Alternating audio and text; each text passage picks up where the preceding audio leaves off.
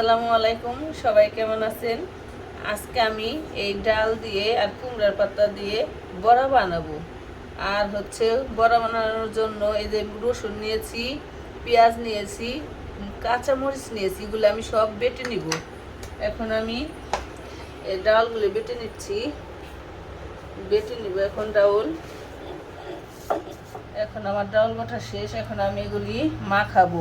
এই যে আমি হলুদ দিয়ে দিছি, হলুদ দিয়ে দিলাম, তারপরে দিয়ে দিচ্ছি সজের গুঁড়া, তারপর দিয়ে দিচ্ছি যে লবণ। এখন আমি সব কিছু মাখিয়ে নিব।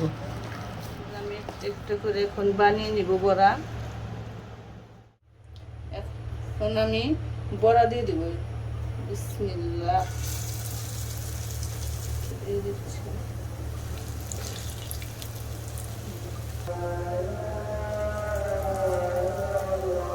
এখন আমি উল্টিয়ে দেব, দেখি পাঁচটা হয়েছে নাকি।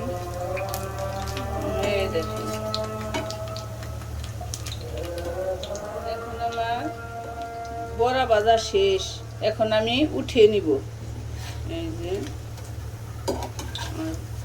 কত সুন্দর ভাজা হয়েছে, অনেক মচমচা হয়েছে। আমার বড়া বানানো শেষ, কেমন হলো কমেন্ট করে জানাবেন। সবাই ভালো থাকবেন, আল্লাহ হাফেজ।